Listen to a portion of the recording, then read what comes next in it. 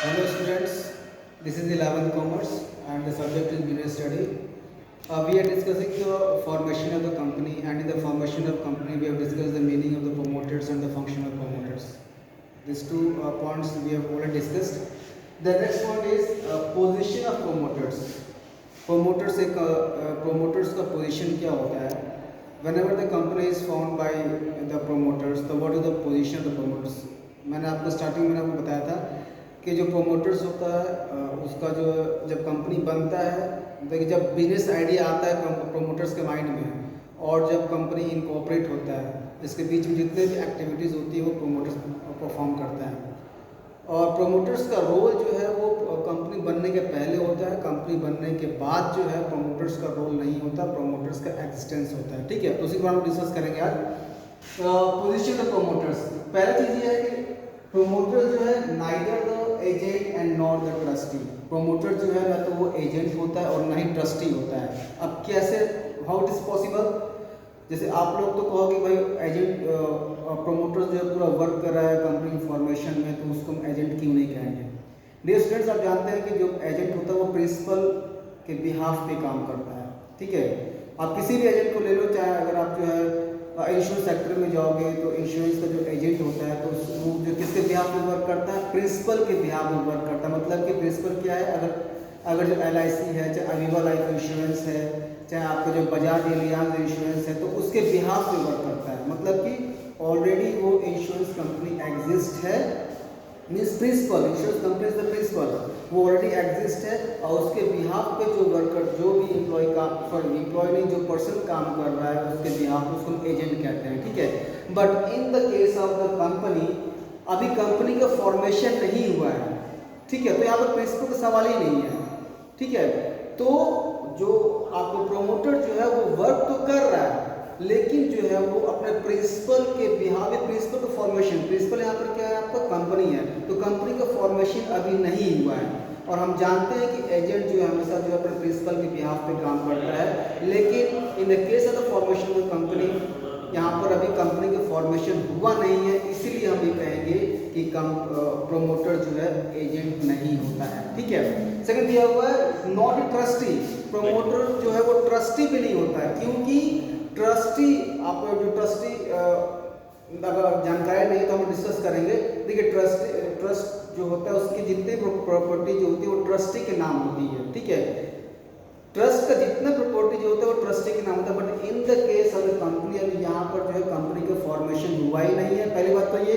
और दूसरी बात ये, जब कंपनी का फॉर्मेशन होने के बाद जितना भी एसेट्स होता है वो कंपनी के नाम होता है, नहीं प्रोमोटर्स के नाम होता है। इसलिए हम कहेंगे कि आपको जो प्रोमोटर जो है ना तो वो एजेंट है और ना ही वो ट्रस्टी है। ठीक है, जो नेक्स्ट क्वेश्चन है फिड्यूसरी पोजीशन। तो होता क्या भाई, देखिए प्रोमोटर्स का जो फिड्यूसरी पोजीशन होता है, प्यार मोहब्बत का रिलेशन अपने कंपनी के साथ होता है, विश्वास का, ट्रस्ट का, कॉन्फिडेंस का जो है रिलेशन जो है कंपनी के साथ जो होता है। ठीक है, अब जैसे सपोज कर लीजिए कि जो प्रोमोटर्स है, ठीक है, तो प्रोमोटर्स की लायबिलिटी कैसे, लायबिलिटी क्या होती है? सपोज कर लीजिए कि कंपनी जो है फॉर्मेशन हो रहा है, कंपनी के फॉर्मेशन में प्रोमोटर्स लगा हुआ है। ठीक है, और कंपनी जो एक CA या CS के हेल्प से जो है अपने कंपनी का फॉर्मेशन कर रहा है, मतलब जितने भी लीगल डॉक्यूमेंट्स हैं, जो भी लीगल फॉर्मेलिटीज़ हैं, वो प्रोमोटर्स जो है अपने ना करके जो है उसने जो है फॉर्मेशन के लिए जो है उसने एक CS को हायर किया, वो CS के हेल्प से जो है वो फॉर्मेशन कर रहा है कंपनी का। ठीक है, तो जो CS जो है, चाहे जो CA है जिसके हेल्प से वो फॉर्मेशन कर रहा है कंपनी का, तो भाई वो CS अपना चार्ज लेगा ही लेगा। ठीक है, तो CS ने कहा कि ठीक है, आप हमको 25,000 पेमेंट कर रही है, हम आपको जो है कंपनी फॉर्मेशन कर देंगे। तो प्रोमोटर्स जो है वो अपने जेब से, जो सपोज कर लीजिए कि 10,000 रुपये अपने जेब से उसने जो है प्रोमोटर्स को जो है पेमेंट कर दिया और बोला बाकी जो हम कंपनी बनने के बाद करेंगे। ठीक है, तो यहाँ पर जो कॉन्ट्रैक्ट हुआ है प्रोमोटर्स और उस CS के बीच में हो, ना कि प्रोमोटर्स और कंपनी के बीच में हो, क्योंकि कंपनी का फॉर्मेशन तो अभी हुआ ही नहीं है। जब कंपनी का फॉर्मेशन नहीं हुआ तो कॉन्ट्रैक्ट में एंटर कंपनी कर ही नहीं सकता है। ठीक है, तो यहाँ पर बिफोर इनकॉर्पोरेशन ऑफ कंपनी, जो भी कॉन्ट्रैक्ट जो हो रहा है वो किसके बीच में हो रहा है? प्रोमोटर्स और जो है थर्ड पार्टी के बीच में हो रहा है। ठीक है, अब जो है और प्रोमोटर ने अपने जितने 10,000 रुपये 10,000 रुपीज़ जो है सीएस को दे दिया कंपनी फॉर्मेशन के लिए। अब कंपनी का फॉर्मेशन हो गया, ठीक है, कंपनी का फॉर्मेशन हो गया। तो अब जो है जो सीएस है अपना रिमेनिंग अमाउंट, रिमेनिंग फीस का जो अमाउंट है वो किससे डिमांड करेगा, प्रोमोटर से डिमांड करेगा या फिर कंपनी से डिमांड करेगा। यहाँ पर जो प्रोमोटर जो है अपना रिमेनिंग फीस का रिमेनिंग जो अमाउंट है वो जो है करेगा किससे, प्रोमोटर से करेगा, कंपनी से नहीं करेगा, क्योंकि उसका जो कॉन्ट्रैक्ट किससे हुआ है, उस सीएस से हुआ, ठीक है।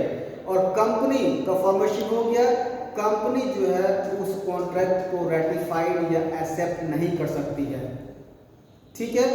कंपनी कब एक्सेप्ट करेगी, कंपनी जो है एक नया कॉन्ट्रैक्ट उस थर्ड पर्सन मतलब सीएस साथ एंटर करेगी, तभी जाके वो जो उस प्रीवियस कॉन्ट्रैक्ट में एंटर कर पाएगा, अदरवाइज एंटर नहीं कर पाएगा, ठीक है। क्या मतलब ये है, कंपनी जो है जो पुराना कॉन्ट्रैक्ट प्रोमोटर्स और जो है थर्ड पर्सन के बीच में हुआ है, कंपनी का फॉर्मेशन हो गया, तो उस प्रायर जो भी कॉन्ट्रैक्ट हुआ है उसमें उस कॉन्ट्रैक्ट को रेटिफाइड नहीं कर सकती है। किस केस में करेगी, उस कंपनी को जो है एक नया कॉन्ट्रैक्ट इंटर करना पड़ेगा उस सीएस के साथ, तब जाकर रिमेनिंग अमाउंट जो है वो पे करेगा। सपोज करिए यहाँ पर जो है अब वो कंपनी का फॉर्मेशन हो गया, सीएस ने जो है अपने जेब से रिमेनिंग 15,000 रुपये उसने पेमेंट कर दिया और बाद में जो है वो सीएस जो है प्रोमोटर जो है कंपनी से वो ले लेगा।